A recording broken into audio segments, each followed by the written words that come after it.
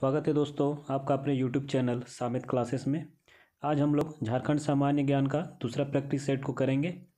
तो अगर आप लोगों ने अभी तक हमारे चैनल को सब्सक्राइब नहीं किया है तो इसे सब्सक्राइब कर लें और बेल आइकन प्रेस कर लें ताकि आने वाले जितने भी प्रैक्टिस सेट हैं उसकी जानकारी आपको मिलती रहे। तो चलिए ज़्यादा समय ना लेते हुए शुरुआत करते हैं आज के वीडियो की। तो आज का पहला सवाल है, दिसंबर 2004 से जुलाई 2009 तक झारखंड में सबसे लंबे समय तक पद पर बने रहने वाले राज्यपाल कौन थे? Option A Prabhat Kumar, option B Syed Sibte Razi, option C Vinod Chandra Pandey या ऑप्शन डी इनमें से कोई नहीं। तो इसका सही उत्तर है ऑप्शन बी पर सैयद सिप्ते रजी। अगर हम लोग प्रभात कुमार की बात कर ले तो ये झारखंड के प्रथम राज्यपाल थे। इसके अलावा विनोद चंद्र पांडे जी ये झारखंड के प्रथम कार्यवाहक राज्यपाल थे। और वर्तमान के अगर राज्यपाल की बात करें हम लोग तो रमेश बेस जी हैं। ये पहले त्रिपुरा के राज्यपाल थे, अभी वर्तमान में ये झारखंड के राज्यपाल बने हैं और इनका जन्म स्थान छत्तीसगढ़ है। तो आपको ये भी याद रखना है, कभी कभी सवाल इनसे भी पूछ देता है। बढ़ते हैं अगले सवाल की ओर। झारखंड में सर्वाधिक अभ्रक की खानें किस जिले में पाई जाती है? Option A Koderma, option B Latehar, option C Garhwa या ऑप्शन डी पलामू। तो झारखंड की अगर बात कर ले हम लोग तो सबसे अधिक अभ्रक की खानें कोडरमा जिले में पाई जाती है। इसका सही उत्तर है ऑप्शन ए। कोडरमा को भारत की अभ्रक राजधानी भी कहते हैं, भारत की अभ्रक राजधानी। तो आपको ये भी याद रखना है। अगर एक और चीज़ आपको यहाँ पे याद रखनी है, कोडरमा में कभी कभी पूछ देता है कि किस प्रकार की अभ्रक पाई जाती है, तो रूबी शैली की जो अभ्रक है वो कोडरमा और गिरिडीह में पाई जाते हैं। बढ़ते हैं अगले सवाल की ओर। झारखंड में पृथकतावादी आंदोलन की शुरुआत मूलतः कब से मानी जाती है? ऑप्शन ए मुगलों के इस क्षेत्र में प्रवेश के साथ, ऑप्शन बी अंग्रेजों के इस क्षेत्र में प्रवेश के साथ, ऑप्शन सी बंगाल से अलग होकर बिहार उड़ीसा प्रांत की स्थापना के साथ या ऑप्शन डी इनमें से कोई नहीं। तो इसका सही उत्तर है ऑप्शन सी, बंगाल से अलग होकर बिहार उड़ीसा प्रांत की स्थापना के साथ झारखंड में पृथकतावादी आंदोलन की शुरुआत हो चुकी थी। बढ़ते हैं अगले सवाल की ओर। गोपाल राय किस विद्रोह से संबंधित थे? ऑप्शन ए चेरो विद्रोह, ऑप्शन बी भूमिज विद्रोह, ऑप्शन सी संथाल विद्रोह या ऑप्शन डी मुंडा विद्रोह। तो इसका सही उत्तर है ऑप्शन ए चेरो विद्रोह। दोस्तों चेरो विद्रोह जो है वो 2 चरण में चला था।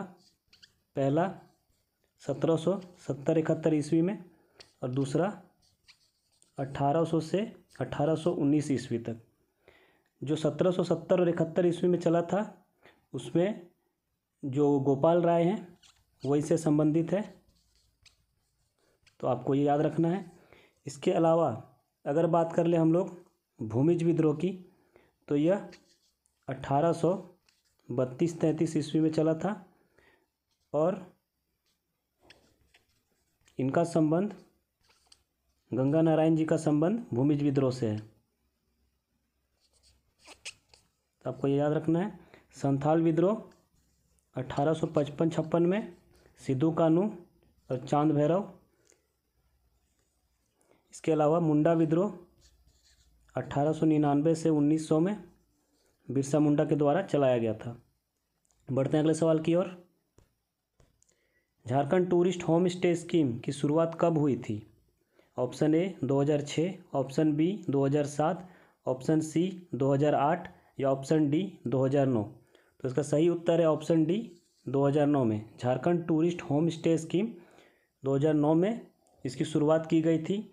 इसका जो मुख्य उद्देश्य था वो ये था कि विदेशी और जो घरेलू टूरिस्ट है उनको रहने के लिए साफ़ सुथरा जगह की व्यवस्था की जाए। ठीक है, बढ़ते हैं अगले सवाल की ओर। राजमहल ट्रैम्प किस चट्टानों से निर्मित है? Option A gneiss, option B granite, option C basalt या ऑप्शन डी ए और बी दोनों। तो इसका सही उत्तर है ऑप्शन सी बेसाल्ट की चट्टान से। ग्रेनाइट राजमहल ट्रैम्प जो है वो बेसाल्ट के चट्टानों से निर्मित है, तो आपको ये याद रखना है। आगे बढ़ते हैं। 7वां सवाल, किस वर्ष बिहार प्रांत को बंगाल से अलग किया गया था? Option A 1910, option B 1912, option C 1914, option D 1916। तो इसका सही उत्तर है ऑप्शन बी 1912। बिहार प्रांत को बंगाल से अलग 1912 ईस्वी में किया गया था। अगर वहीं पे हम लोग बात कर ले उड़ीसा को बिहार से कब अलग किया गया था? तो ये 1936 में किया गया था। तो आपको इसको भी याद रखना है। बढ़ते हैं अगले सवाल की ओर। 8वां सवाल, 1916 ईस्वी में छोटा नागपुर में किसने इंकबर्ड स्टेट थे? 1916 ईस्वी में छोटा नागपुर में कितने इंकबर्ड स्टेट थे? Option A 32, option B 33, option C 34 या ऑप्शन डी 35। तो इसका सही उत्तर है ऑप्शन डी 35। तो आपको याद रखना है कि 1916 ईस्वी में छोटा नागपुर में कुल 35 इंकबर्ड स्टेट थे। अगला सवाल 9वां सवाल है, सांथाल हुल के नेता कौन थे? Option A Sidhu Kanhu, option B Chand Bhairav, option C जतरा और तेलंगा खड़िया या ऑप्शन डी ए और बी दोनों। तो अगर हम लोग सांथाल हुल या सांथाल विद्रोह की बात कर लें तो इसके जो नेता थे वो सिद्धू कानू और चांद भैरव दोनों थे। तो यहाँ पे ऑप्शन डी सही हो जाएगा।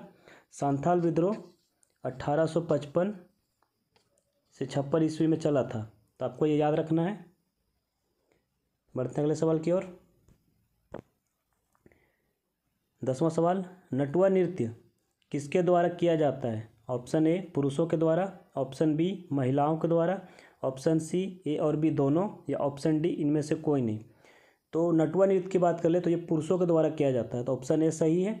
नटुआ नृत्य में पुरुष जो होते हैं वो स्त्रियों के कपड़े पहनकर ये नृत्य करते हैं। तो ये सही हो गया। इसके अलावा हम लोग झारखंड में नृत्य की बात करें तो दो नृत्य बहुत ही प्रमुख है। एक हो गया छऊ नृत्य। छऊ नृत्य का जो जन्म स्थान से सवाल पूछ देता है कि छऊ नृत्य का जन्म स्थान कहाँ पे, तो ये सरायकेला में है। सरायकेला से है। सरायकेला से है। इसके अलावा एक और प्रमुख नृत्य है पाइका नृत्य।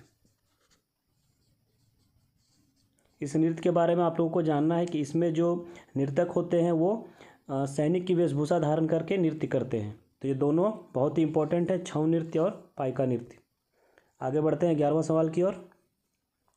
छोटा नागपुर संथाल परगना आदिवासी सभा के संस्थापक कौन थे? Option A Jatra Oraon, option B Shibu Soren, option C Theodore Soren, option D Kartik Oraon. तो इसका सही उत्तर है ऑप्शन सी थियोडोर सोरेन।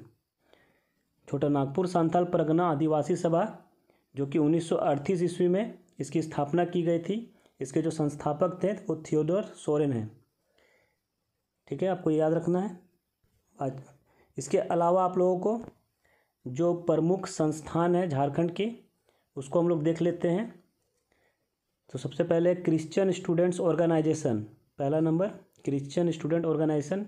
इसका स्थापना 1912 में जे बार्थोलोमन के द्वारा किया गया था। छोटा नागपुर उन्नति समाज, इसकी स्थापना 1915 में जुएल लकड़ा के द्वारा किया गया था। किसान सभा की स्थापना 1930 में ठेबले उरांव के द्वारा किया गया था। छोटा नागपुर कैथोलिक सभा 1933 में बोनीफेस लकड़ा के द्वारा किया गया था। आदिवासी महासभा 1938 में थियोडोर सूरिन ने किया था। झारखंड पार्टी की स्थापना 1950 में जयपाल सिंह के द्वारा किया गया था। आदिवासी महासभा की बात कर ले तो 1939 में ये भी जयपाल सिंह के द्वारा किया गया था। अखिल भारतीय झारखंड पार्टी की स्थापना 1967 में बागुन सुमरई के द्वारा किया गया था। हुल झारखंड पार्टी की स्थापना 1968 में जस्टिन रिचर्ड के द्वारा किया गया था। बिरसा सेवा दल की स्थापना की बात कर लें तो 1965 में ललित कुजूर के द्वारा किया गया था। अखिल भारतीय आदिवासी विकास परिषद की बात कर ले तो 1968 में कार्तिक उरांव के द्वारा किया गया था। झारखंड मुक्ति मोर्चा की बात कर ले तो 1973 में विनोद बिहारी महतो और शिबू सोरेन के द्वारा किया गया था। आजसू की बात कर ले तो 1986 में सूर्य सिंह बेसरा के द्वारा किया गया था। झारखंड समन्वय समिति की बात कर ले तो 1987 में 53 संगठनों के प्रतिनिधित्व के द्वारा किया गया था। झारखंड विषय समिति की बात कर ले तो 1989 में भारत सरकार के द्वारा किया गया था। और झारखंड स्वशासी परिषद जिसको हम लोग जैक भी कहते हैं उसका जो स्थापना था वो 1995 में बिहार सरकार के द्वारा किया गया था। तो ये जो प्रमुख जितने भी संस्थान हैं उसका हम लोगों ने देख लिया है। अब बढ़ते हैं अगले सवाल की ओर। 12वां सवाल, सरदारी आंदोलन के दौरान 1881 ईस्वी में किस ईसाई नेता ने छोटा नागपुर को मुंडाओं का देश घोषित करते हुए नागवंशियों की पुरानी राजधानी दोईसागढ़ में झंडा फहराया था?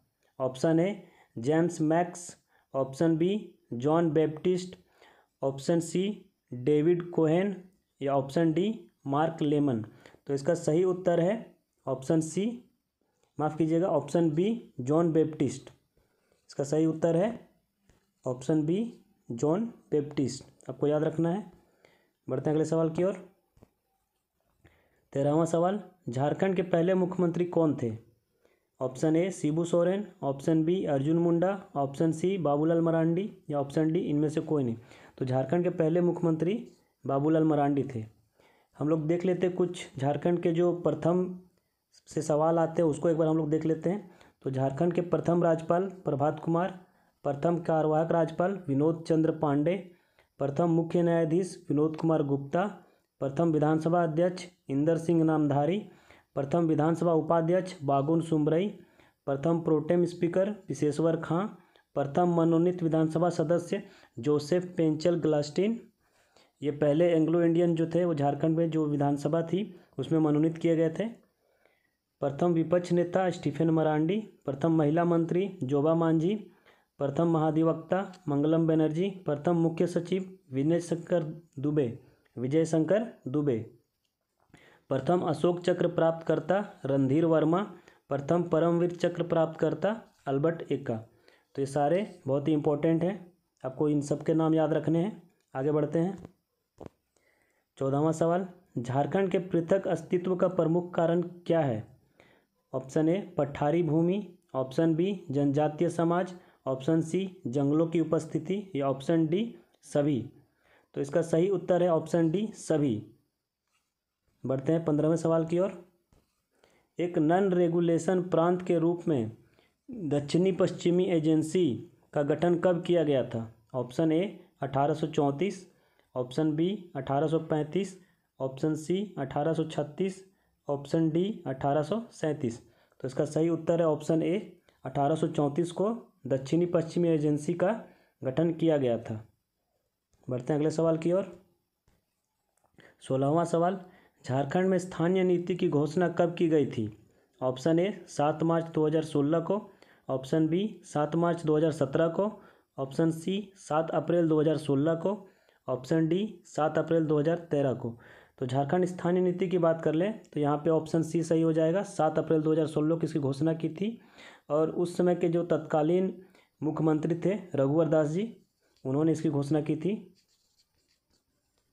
आपको याद रखना है। बढ़ते हैं 17वें सवाल की ओर। सरहुल के अवसर पर किया जाने वाला नृत्य कौन सा है? ऑप्शन ए बा, ऑप्शन बी झूमर, ऑप्शन सी डोमकच या ऑप्शन डी नटुआ। तो सरहुल के अवसर पर बा नृत्य किया जाता है और आपको याद रखना है कि सरहुल को बा परब भी कहते हैं। सरहुल को बा परब भी कहते हैं और बा नृत्य सरहुल के अवसर पर किया जाता है।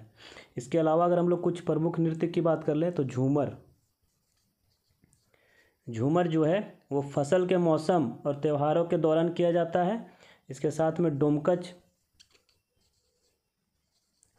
यह नृत्य नहीं एक लोक नाट्य है जो कि महिलाओं के द्वारा किया जाता है।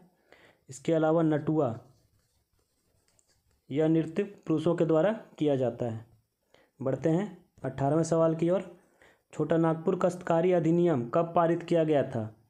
Option A 1906, option B 1907, option C 1908 या ऑप्शन डी 1909। तो जो छोटा नागपुर काश्तकारी अधिनियम है या जिसको हम लोग CNT एक्ट कहते हैं, ये 1908 में पारित किया गया था। तो ऑप्शन सी सही है। CNT एक्ट की बात कर ले तो इसमें कुल 19 अध्याय हैं। CNT एक्ट में 19 अध्याय हैं, साथ में ही 271 धाराएं हैं। 271 धाराएं हैं और इसमें अभी तक कुल 26 संशोधन हो चुके हैं। इसमें कुल 26 संशोधन हो चुके हैं। तो आपको ये सारी बातें याद रखनी है CNT एक्ट को लेकर। बढ़ते हैं 19वें सवाल की ओर।